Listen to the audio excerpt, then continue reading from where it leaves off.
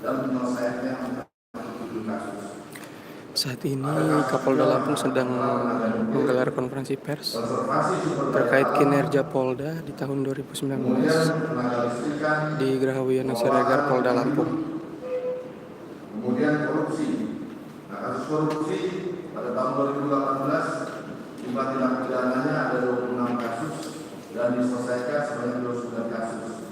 Sedangkan pada tahun 2019 jumlah tindak pidana sebanyak 24 kasus dan diselesaikan 24 kasus. Ada kejahatan uang palsu.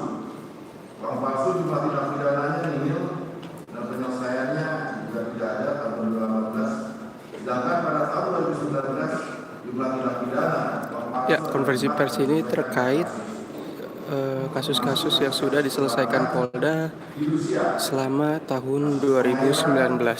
Perikanan. Di sini kasus perikanan 2018 jumlah tindak pidananya nihil.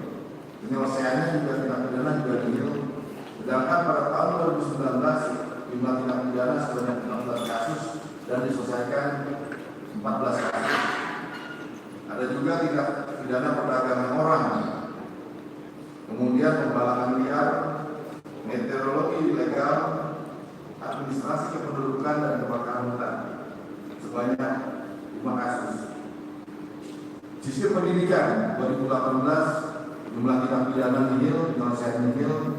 Sedangkan 2019 sebanyak 2 kasus dan penyelesaian tindak pidana sebanyak 2 kasus.